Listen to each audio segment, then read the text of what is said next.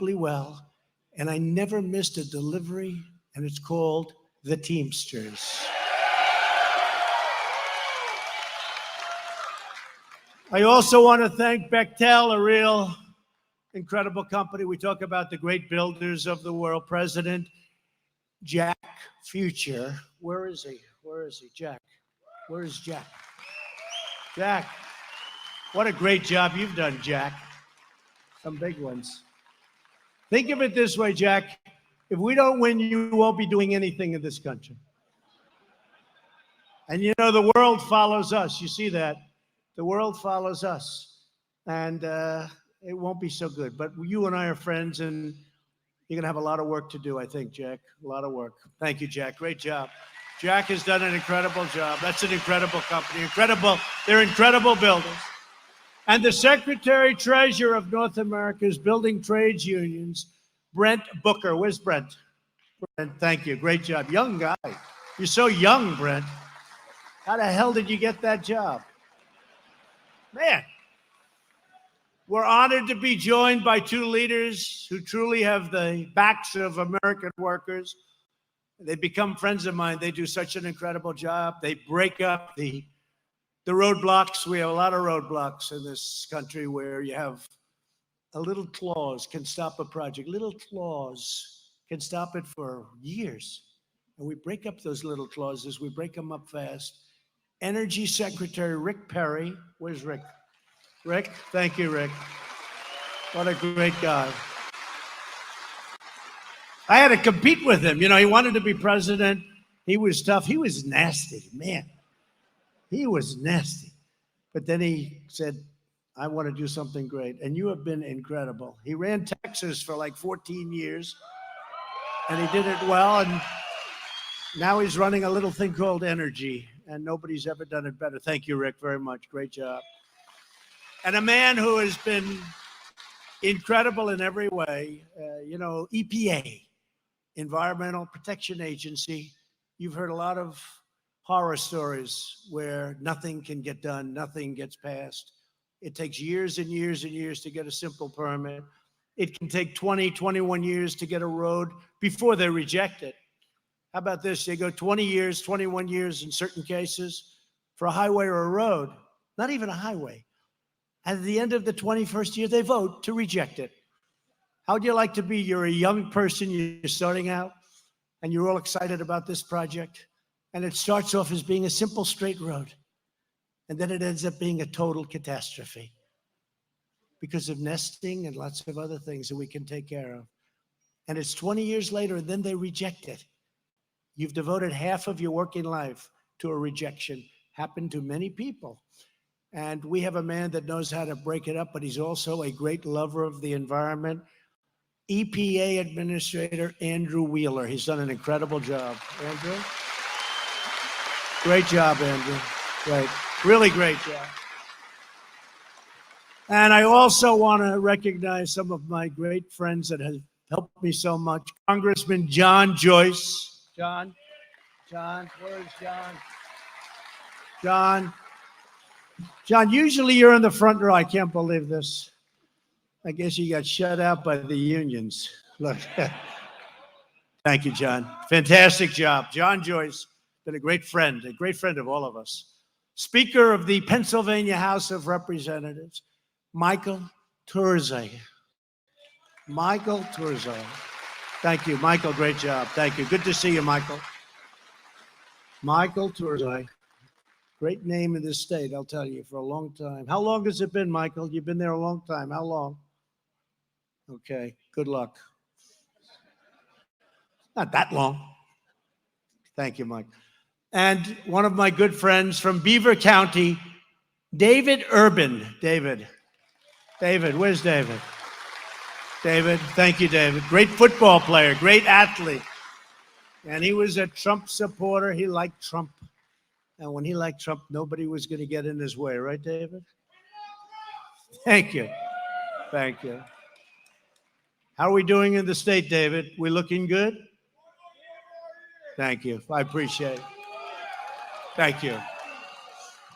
I think we're looking very good. I think we're looking good all over. In Ohio, in North Carolina and South Carolina, Florida. We just got numbers in Florida. We're looking fantastically good. Now, you know, sometimes, and they say, Donald Trump, can you imagine if I got a fair press? I mean, we're leading without it. Can you imagine if these people treated me fairly? The election would be over. Have they ever called off an election before, just said, look, just let's go on, 4 more years? Yeah. And then you want to really drive them crazy, go to hashtag 3rd term, hashtag 4th term. You'll drive them totally crazy. I mean, you have one guy on television. I'm telling you, he's not leaving. He's going to win, and then he's not leaving. So in 2024, he won't leave. I'm telling you, this is a serious person. These people have gone stone cold crazy. And we're grateful especially to Chairman of Royal Dutch Shell. That's big stuff, folks. You know, I'm a business guy. When I hear Royal Dutch Shell, you know, until I became president, that was like a big deal. But now I don't view it the same. Once you're president, nothing seems big, right? Chad Holiday. Where's Chad? Chad understands it. That's a big deal, Chad. And thank you for coming. That's a big deal. You don't get any bigger. It's an incredible company. Shell's U.S. president, you just met her and you know her. Everybody knows her. And she's got a lot of other things in store. And she thanked me for what we've done here. But I said, forget this. We got a lot of jobs. Let's do a couple of more fast. Do them fast. We'll get you fast approvals. And you may get rejected. You know, if it's not going to be environmentally good, environmentally sound, if something's going to be wrong. But we're not going to take 20 years to reject you, like they did with the pipelines. It didn't matter. I approved them, but that's okay. So we have pipeline. Oh, we got plenty of pipeline folks here, don't we? That's right. Hey, you know, that's a bigger hand than we got from the Teamsters. You believe that? No, but, you know, they did that with the pipelines, right? Keystone XL, they did it with the pipelines. Dakota Access Pipeline, we're building pipelines. And if we get the pipelines approved, and you better work, the EPA is working right now to get them approved, and Texas, and if we can increase, we're now the largest in the world in energy by far. But if we get those approved, Andrew, I hope Andrew's listening, EPA, Andrew, you know what I'm saying, right? If we get them approved in Texas fast, they said it will take 18 years. I said, could you do it in about a month? All right. If we get that, oh, look at those pipeline guys, they're so happy. That's a lot of jobs. But Andrew, if we get them approved fast, we can increase our entire output. Texas is so big, and it's bigger, it turned out to be much bigger. I also got you Anwar in Alaska, which may be bigger than everything. And they couldn't get it. Ronald Reagan couldn't get it. No president could get it. And I got it approved, and we're all set. And so we're all set. So Andrew, in Texas, if you can get those pipelines going, you will be so happy. We'll have dinner with your family. I'll tell them how great you were. Okay, EPA. Thank you, Andrew. So I want to thank, though, Gretchen. She's been fantastic. I also want to thank Vice President of Pennsylvania Chemicals, Hillary Mercer. I want to thank you very much for investing in the people of Pennsylvania. Hillary, where's Hillary? Thank you, Hillary. You're investing in the people of Pennsylvania, so that's a guarantee as far as I'm concerned. For generations, America greatness was forged and fueled and won by the extraordinary workers of this region. This region is an incredible region.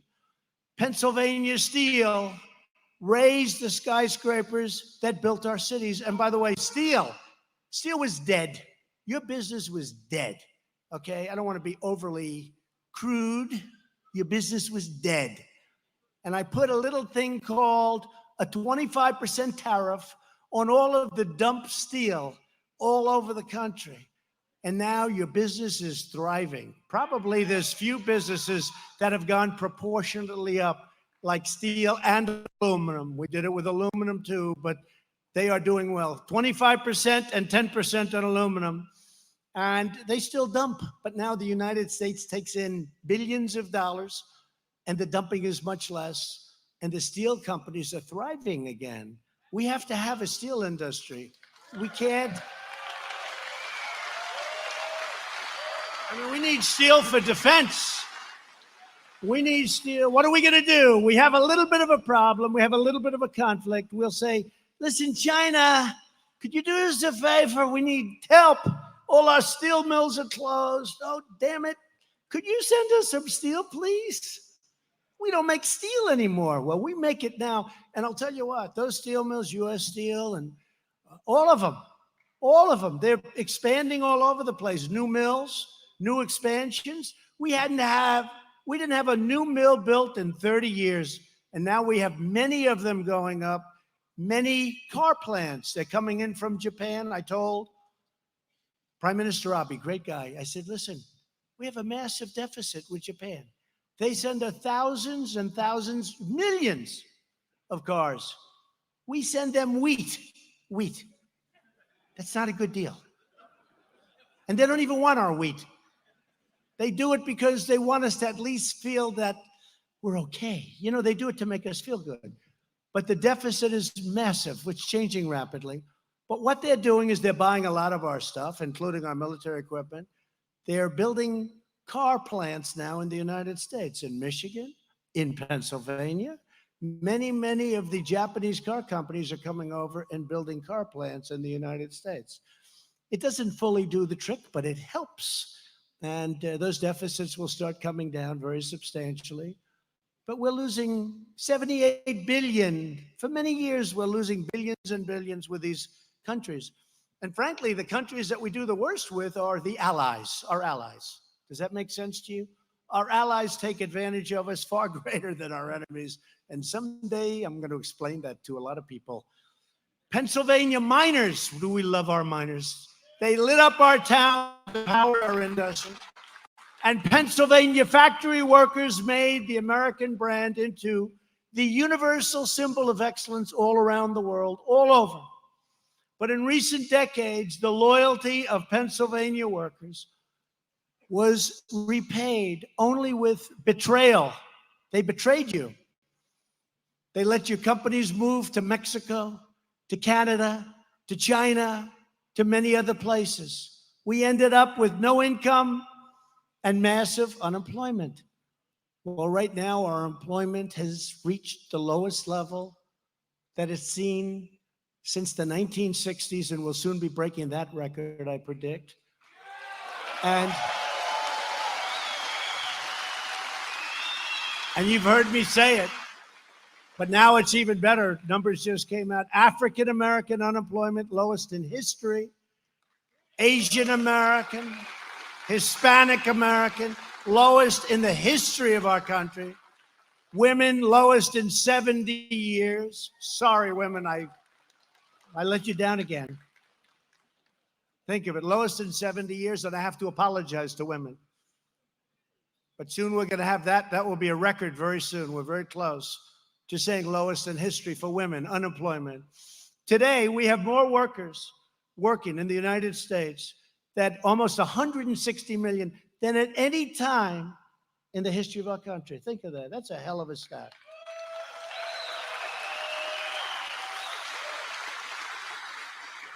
The political class in Washington gutted your factories with horrendous trade deals, horrible. NAFTA, one of the worst trade deals ever.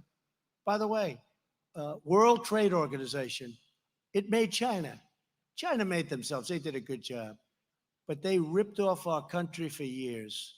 And with our money and World Trade Organization backing, and then they took advantage of the rules of the World Trade Organization. And I'm being nice when I say took advantage, much more than took advantage. They went up like a rocket ship. They were flatlined for 100 years. And then one day, World Trade Organization, a terrible move. And you know, we were losing all our cases until I came along. We were losing all our cases in the World Trade Organization. Almost every case we lost. They thought we were stupid. They were the ones ruling. And then I came along. Now we're winning a lot of cases because they know that they're not on very solid ground. We will leave if we have to. And all of a sudden, we're winning a lot of cases. We're winning most of our cases. And it's only because of attitude, because we know that they have been screwing us for years. And it's not going to happen any longer. They get it. They get it. So they're giving us victories. They're giving us victories. And I'd like to use a different word, but there's no word that's quite as, right? There's no word that's quite as descriptive. I'd like to, but that's exactly what they were doing. They were taking advantage of us for years and years. And now they understand that if it's not going to be fair, it's not going to be at all. We don't need it. We don't need it. So a lot of good things. And I think we will. I think they will treat us fairly. I mean, the concept should work, but people have taken advantage. Like, for instance, they view certain countries like China, India, many countries for a long time. They viewed them as they're growing, right? They're growing nations. We're a mature nation. They're growing. These are growing nations. Well, they've grown, and they had tremendous advantages. But we're not letting that happen anymore, okay? We're not letting that happen anymore. Everybody's growing but us. You know, they're all growing nations. We have to work with them. But nobody ever wants to work with the United States. It's a disgrace. But it's changing, and it's changing fast. And I think it's the primary reason probably that I ran for president. I'd see these factories all over the country, and I'd see them empty, and I'd see the jobs going to other countries. And I just never understood why the politicians didn't do anything about it. But now we're doing it. And by the way, the USMCA, that's Mexico and Canada, that deal is a fantastic deal. And it's a great deal for your unions, too. We have the farmers, the unions, the manufacturers. It's good for everybody. We have to get the Democrats to put it up for a vote. And most Democrats are going to vote for it, too. They're under a lot of pressure to vote for it. But that replaces one of the worst trade deals ever made, which is NAFTA. But I watched them crush your industries with taxes and regulations, and they targeted American energy for total destruction. You weren't going to be able to take anything out. That's our gold. That's gold underneath our feet. And they weren't going to allow it to happen. The Paris Accord. The Paris Accord was good for other countries, wasn't good for us. All the while, they expected you to stay on the sidelines, silence your voices, and surrender the future of our nation. And you didn't do it, but you didn't have the right people representing you. So it didn't matter. But when you finally had the right person, the person that really cared, because this thing is costing me a fortune being president. Somebody said, oh, he might have rented a room to a man from Saudi Arabia for $500. What about the $5 billion that I'll lose? You know, it's probably going to cost me, including upside, downside, lawyers, because every day they sue me for something. These are the most litigious people. It's probably costing me from $3 to $5 billion for the privilege of being, and I couldn't care less. I don't care. You know, if you're wealthy, it doesn't matter. I just want to do a great job. That's why I don't care. I want to do the right job. When this great building company comes here and wants to build a plant, I want to make it easy for them, not hard for them. I'm not jealous of them. I couldn't care less. Bechtel. I'm not jealous of them.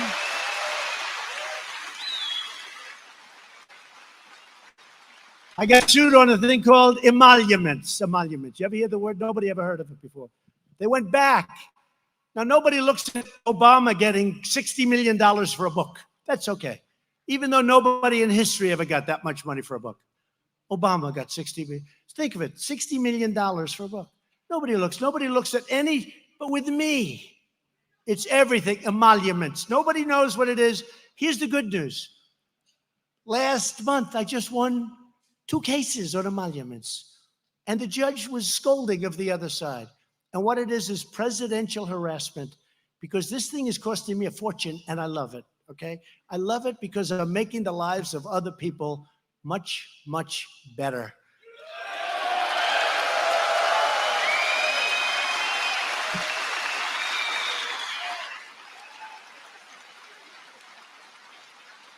And each of you here today is living proof that America never surrenders. We don't surrender. And we were in bad shape. This area was in really bad shape. And now you look outside and you say, that's like the 8th wonder of the world. Under my administration, we're fighting back and we're winning because we are truly and finally putting America first.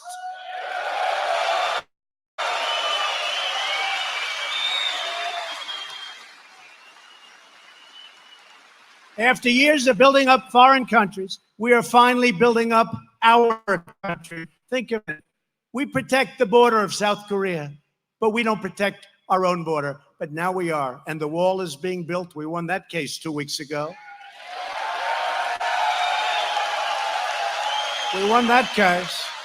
The wall is, and we're going to have a lot of it. We're going to have anywhere from 400 to 500 miles built by the end of next year. We're building a lot of wall, and we need it. We need it. We want people to come into our country. They have to come in legally, and we want them to come in through merit.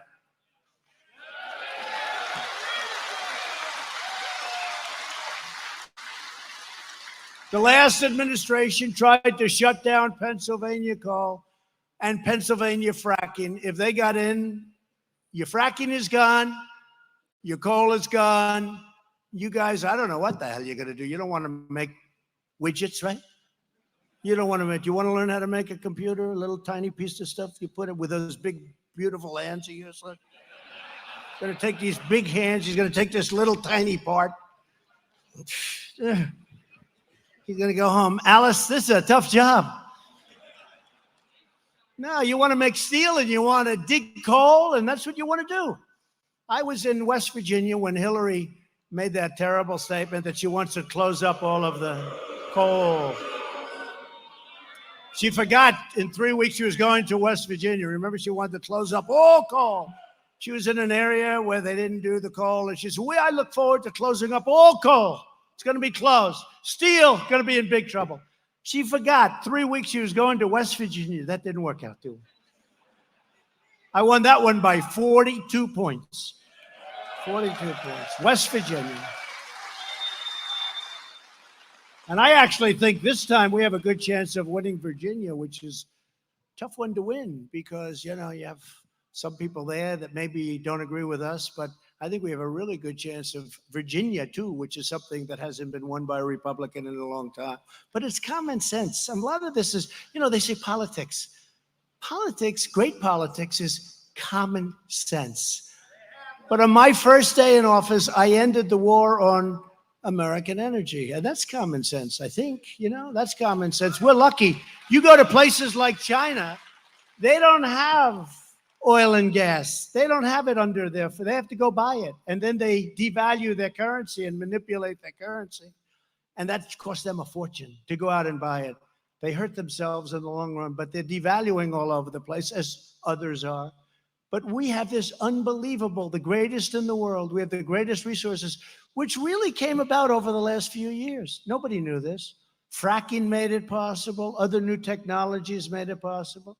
And now we're the number one, think of it, as I said, the number one energy producer in the world. I'm so proud of that because we wouldn't have been number 5. They were going to close it up. They were going to close it up. And it's common sense. They wanted to take away our wealth. That's what the Paris Accord would have done. Would have taken away our wealth. It wasn't for us. It was good for others. It wasn't for us. We had to pay money to other countries that are very substantial countries. They wanted to take away your wealth. They didn't want you to drill. They didn't want you to frack. They didn't want you to do steel. They wanted to take away your wealth. Now, the press will try and spin that differently, but I'm right, okay? The fake news.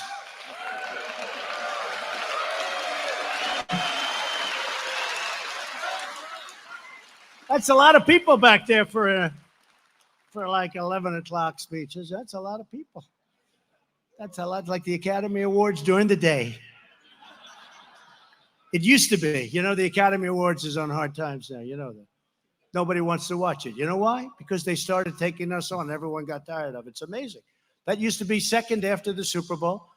And then all of a sudden now it's just another show because people got tired of people getting up and making fools of themselves and disrespecting the people in this room and the people that won the election in 2016.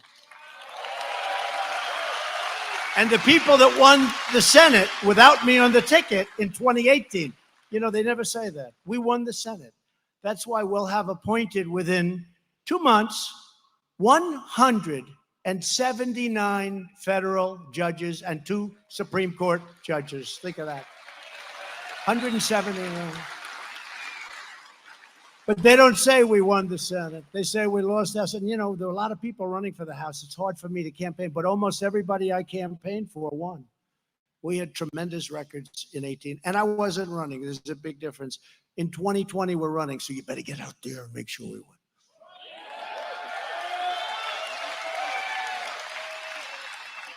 And we have a record that nobody's ever had. Remember, when I was running, I was saying, we're going to do this. We're going to create jobs. Everyone, you know, big yawner, you know, we like, let's give them a shot. What do we have to lose, right? I said that with African Americans. They had the worst crime rates, the worst education, the worst everything. They had like 10 things. I'm reading it off a list. I looked, I said, what the hell do you have to lose? But I really sort of said the same thing to everybody, because our country wasn't doing well with Biden and Obama, wasn't doing well. And they were pouring money in, pouring money in, and it wasn't doing well. Even now, you know, you see the interest rates. I'm paying a normalized interest rate. We should be paying less, frankly. This guy's made a big mistake. He's made a big mistake. The head of the Fed, that was another beauty that I chose. But even with that, we're paying a normalized interest rate. The nice thing is you get some interest from the bank. With President Obama, he was paying nothing. It's easy to make money when you're paying nothing. You're paying zero. Easy. But even with that, our economy's roaring, and his wasn't. It was the weakest economy since the Great Depression, the weakest up. So we have it going. Our country now has the hottest economy anywhere in the world.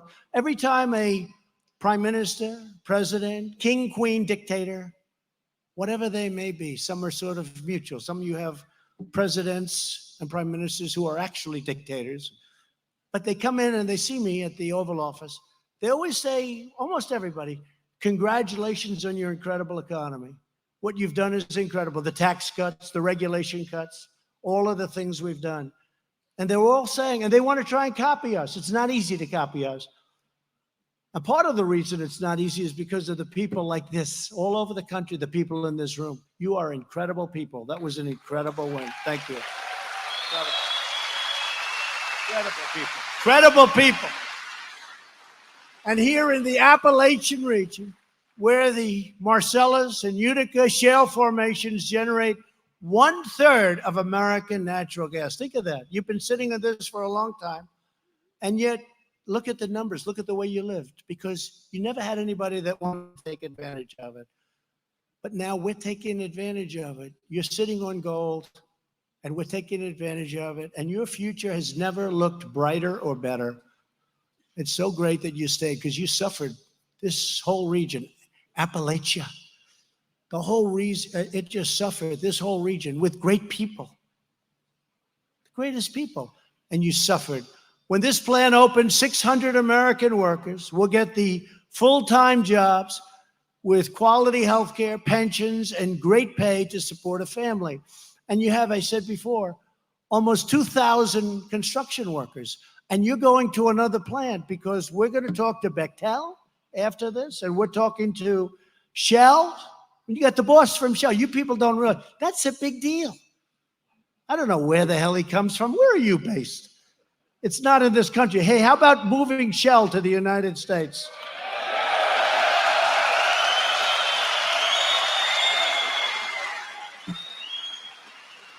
Well, we're ready if you are. Just let me know. But they have their big USA division. But that's a great company. It's a big deal. And that you're here is a big deal.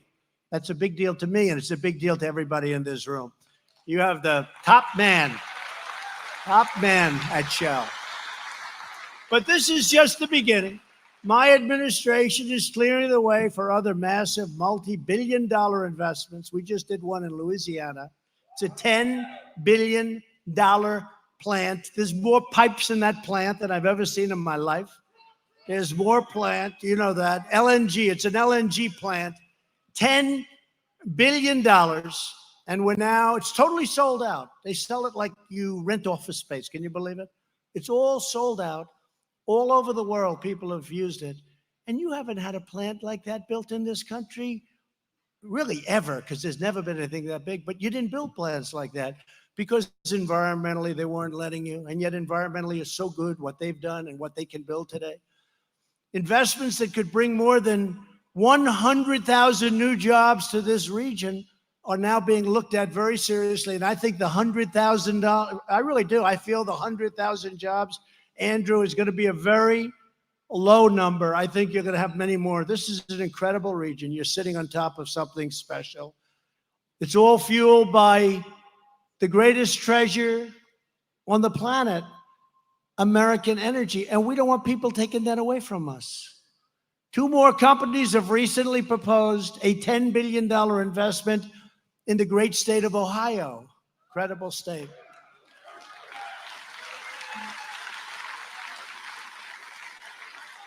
We have tens of billions of dollars worth of investments, and this is really good stuff that we're now negotiating. But these 2 are in Ohio.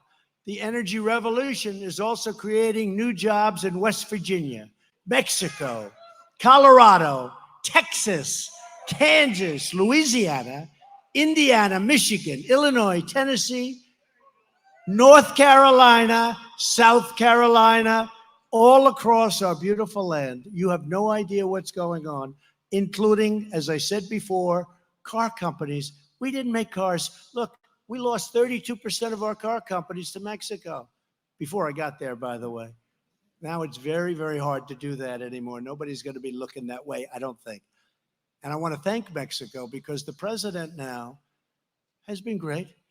And he's got 27,000 soldiers on our southern border and on his border with Guatemala, keeping our borders safe. Our numbers are plummeting, the people coming in. All because the Democrats won't approve fixing the loopholes in asylum. So I want to thank Mexico. It's incredible. We have close to 27,000. Think of that. We never had 3.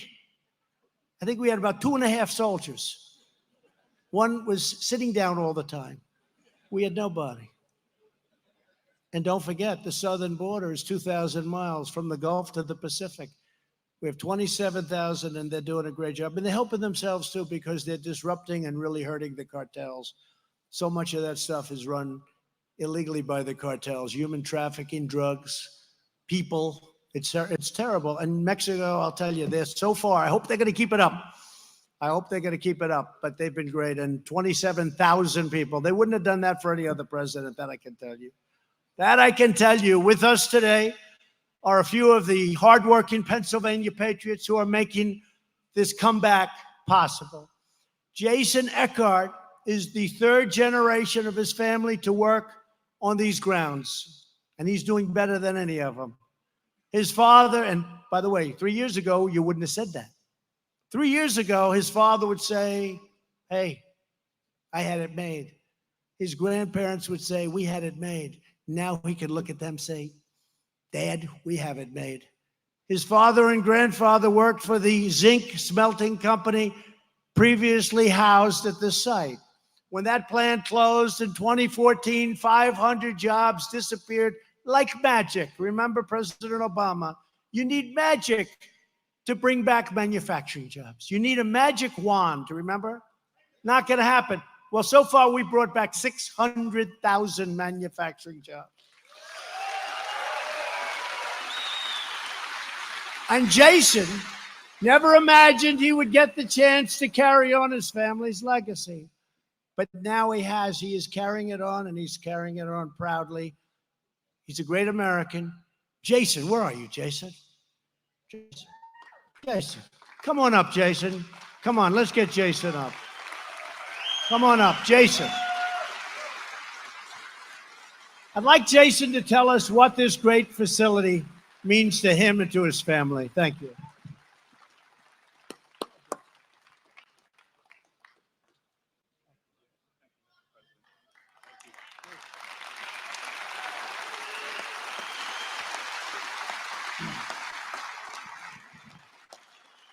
It's been amazing to see the transformation on this site from a 100-year-old zinc smelter to a state-of-the-art petrochem facility.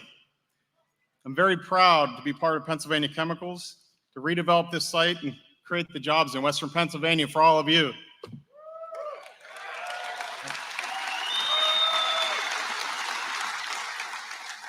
And it's very exciting to think about what we have to come, starting this place up and having jobs into the future for our families. As a native from this area, I'm from right here in Center Township. I can appreciate how much this means to the area. I'm really proud to be part of this. I'm proud of all you guys. Thanks.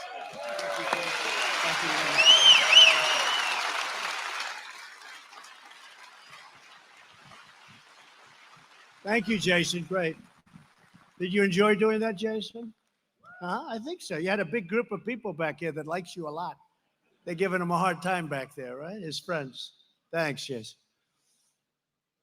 Heather Michaud grew up here in Beaver County and has been working for Shell in other states for several years.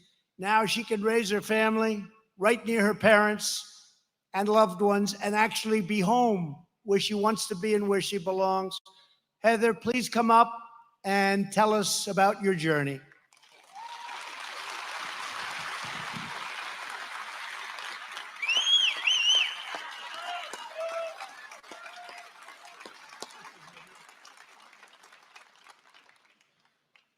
Thank you, Mr. President. So for me, when Shell announced that we were going to be building a facility in Beaver County, I was in Texas, and I was so excited. But not just for me getting to further my career and move home. I was excited for all of the possibilities that it opened up for my hometown. I was excited because I recognized the potential that a place like this has for us to be able to hone our existing skills and to gain new ones too. So I knew that we, the hardworking people of Western Pennsylvania, and other places in the US too, would now have this fresh opportunity and would take advantage of it. And that's the opportunity that I see the thousands of you folks taking advantage of now. Not only today, but we're also creating something that is going to well outlive us by building this site.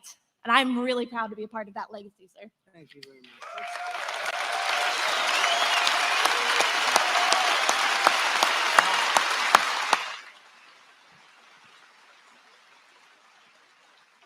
Great job.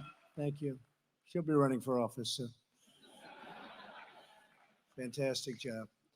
Samantha Paulizotto was a single mom working full-time when she learned about process technology training programs at the local community college funded by Shell. She became the first woman to graduate from that program, and she made the dean's list. That's pretty good. Now she's leading the way as one of the very first production operators hired here at Shell. Samantha, please come up and say a few words, please.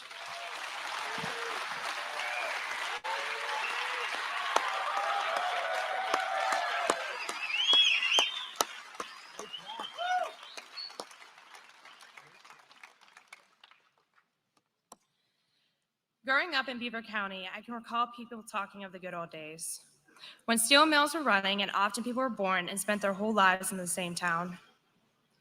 Local families had multiple generations working in the same industry and in many cases the same companies. This was a fact for our parents, but with the fall of the steel mills in this area, began to see a period of stagnation. Hardworking men and women in this area, full of pride, still lace up their work boots, driving by the vacant skeletons of the old mills and refineries, holding on to the hope that one day this area would see its former glory. The announcement of Shell Pennsylvania Chemicals plant seems to have kindled that spark within the community. It has provided an opportunity for steady employment for many different skilled tradesmen, emptying many of the local union halls.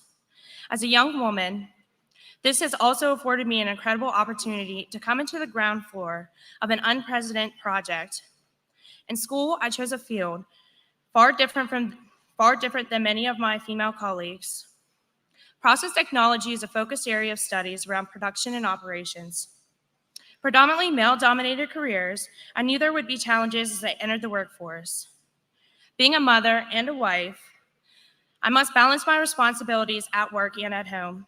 The challenges I have faced have been softened by a network of support that has been given to me not only by my family, but also through the Community College of Beaver County, my coworkers, and now the culture of care at Shell.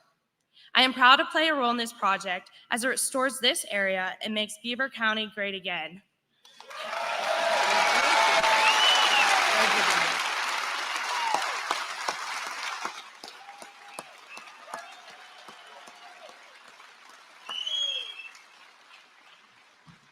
Thank you, Samantha. That was a great job. Thank you. To help create more opportunities for workers like Jason, Heather, and Samantha, my administration started the Pledge to America's Workers. Our partners are providing over 12 million training and enhanced career opportunities to American workers. And my daughter Ivanka is working so hard on it. She's done a great job. 12 million people so far have been positively affected. Today, I'm pleased to announce that Shell is signing the Pledge to America's Workers to provide enhanced career opportunities. By the way, Shell, thank you.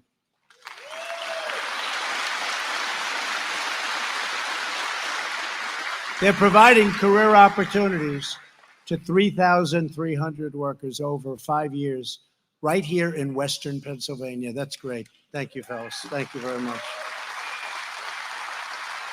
And thank you, Hillary, for the tremendous commitment that you've made. We really appreciate it. Fantastic job. Under this administration, we live by two very simple words: Buy American. That's what we want. I'm going to add something: Hire American. It's about hiring American, buying American.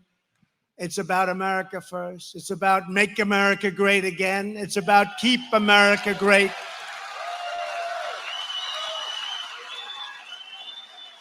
Despite all of this exceptional progress, however, some politicians in this country still want to keep America's vast energy treasures buried deep underground. Let other nations take advantage of our country. Not happening anymore.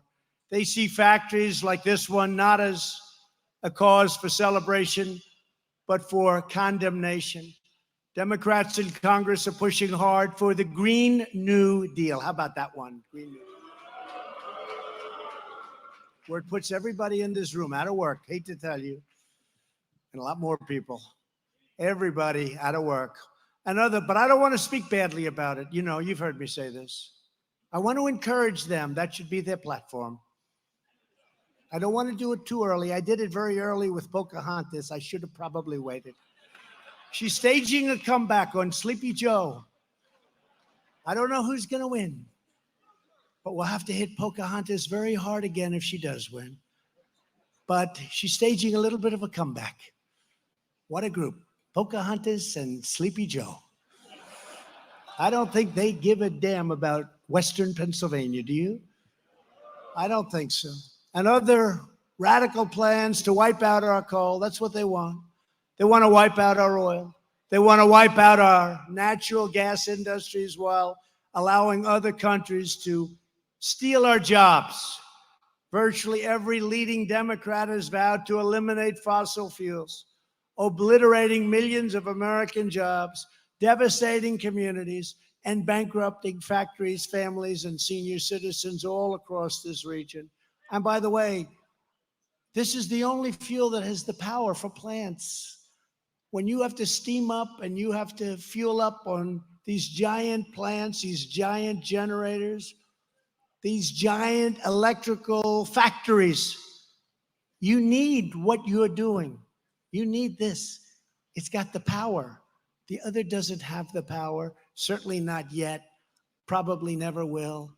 And we're not taking chances. And we have the cleanest air and water we've ever had in our country right now. The cleanest we've ever had. And we're going to keep it that way. But we're never going to allow other countries and outside sources to take away our great wealth, because that's what they want to do. They want to take away our wealth, take away our jobs. We're not going to let it happen. To see the destructive results of the far left's energy nightmare, just compare the enormous success here in Pennsylvania with the tremendous folly happening right across a line, a little line in New York. Both states have vast energy reserves, but New York prohibits development while Pennsylvania welcomes it. From 2010 to 2017, Natural gas production plummeted by nearly 70% in New York, but it soared almost 1,000% in Pennsylvania. And New York won't allow us to build a pipeline across because New York is sort of a long state. And we can't have pipelines going across, helping a region that's not a wealthy region at all. They have a lot of economic problems. People are leaving left and right. We want to get it over to the waters. We want to get it over to the oceans. We want to get it up to New England, where they have the highest energy costs anywhere in the United States. We can't get energy because New York doesn't allow the pipelines to go through. And that's going to be very costly for New York, ultimately. As a result, families in Pennsylvania, shale country, got more jobs, billions of dollars in royalty payments, and wages that are significantly higher compared to their neighbors just across the state line. Meanwhile, families in New York, I love New York. That's where I'm from. Probably most of you don't know that. That's where I'm from. They're burdened with more power outages and electricity rates. You never saw anything like this, that are much, much higher than neighboring states and than your state. New York energy rates are through the roof. New England, through the roof. A lot of it has to do with the fact that we can't get pipelines through New York. New York won't let us. They won't let us. All New York likes to do is sue me. They like to sue me. They're always suing. I said, which lawyer's handling that case? Now they sue me for everything so they can try to stop us by any means possible. The radical left wants to do to America what they've done to New York, raise prices, kill jobs, and leave our nation less independent and far less secure. My vision is the exact opposite. And we want to work with New York, and we want to help New York. They need jobs in New York so badly. You know, they talk about the environment. So you have the state line, and over here, you have machinery, fracking. And over here, you have nothing except poverty. Over here, you have people driving new cars and nice cars. And over here, you have cars that are 40 years old. Now, what does that have to do with the environment? It's the same. It's an artificial line. And I wonder what happens when they get down there. What happens? I just wonder, is New York losing its wealth? You know what I'm talking about, right? What happens when those lines go down and they can go in any direction now? The equipment is so incredible. So hopefully we can help New York. I want to help New York so much. We will never allow ourselves to be at the mercy of foreign energy suppliers. And that's what's fighting us. They don't want us to have great energy. They've made a fortune selling us energy. You probably saw the Straits the other day. Very few American boats are there. They capture Iran. I broke up that deal. That was a good thing to do. It's a whole different country right now. But they're capturing boats from other countries. They're not taking our boats. And one of the things that was brought out by the media, actually, and wisely and correctly brought out, we have very few boats going there anymore because we have our own oil and gas. We don't need it from the Middle East anymore. And that's why we're pursuing a future not only of energy independence, but not just words. You know, you've been hearing energy independence for years and years, and you'd hear it. We have real independence. But what we want now is not independence. We want American energy dominance. Dominance. Instead of relying on foreign countries, we are now relying on American producers, and we are relying on American workers to build our own future right here on American soil. It's time. And together, we're defending the oil and gas workers who light up our cities and uplift our communities. We're fighting for the technicians and construction workers here in Beaver County who are building a powerful engine of American commerce. There's no place like what you're seeing right outside these doors. There is no place like it. We're here once again to stand up for the engineers and the factory workers who will shape the work of your hands into American-made products sold all over the world. That's what's going to happen. That's what you're producing. And everyday patriots who make this all possible, you are the backbone of America, the absolute backbone, and you haven't been given the honor of having that said by other people, but you are the backbone of this country.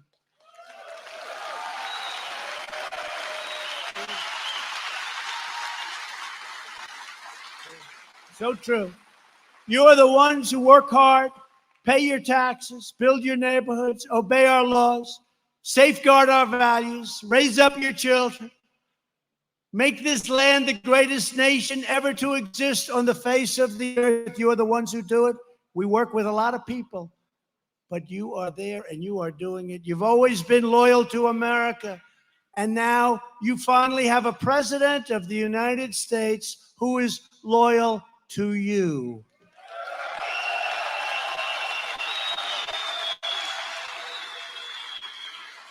Our vision is pro-worker, pro-jobs, pro-family, pro-growth, pro-energy, and 100% pro-American.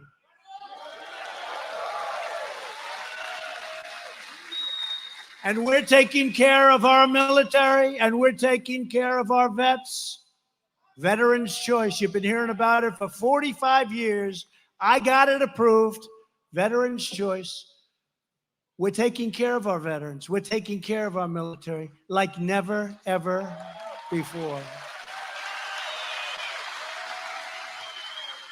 Because Americans can do anything, go anywhere, and outperform anyone. Nobody can beat us.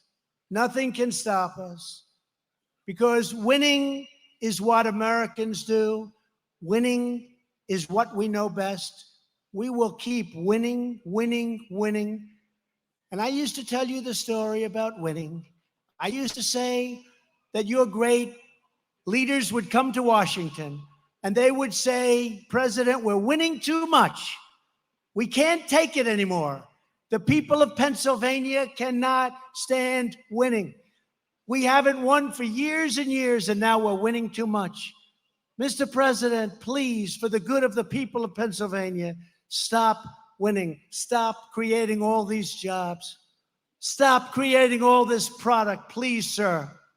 Please stop winning. And I said to them, and I will say to them, we're never going to stop winning because nobody's ever won like what's happened over the last couple of years. Nobody's ever won like you're winning. I've more than fulfilled my promises. Even they said he promised things and he actually produced more than he promised. That's true. But we're going to produce more and more. I just want to thank everybody. With your help, factory floors across this land are once more crackling with life. Our steel mills are fired up and blazing bright. The assembly lines are roaring. Industry is booming. And the hearts of our workers, the American spirit is soaring higher, stronger, freer, and greater than ever before. I want to thank you all for giving this nation your very best, and your very best cannot be beaten. I want to thank you for filling America with pride. We are proud of you. We think you are just incredible, incredible people. And it's an honor for me to be with you in Pennsylvania. Thank you very much. God bless you. God bless you.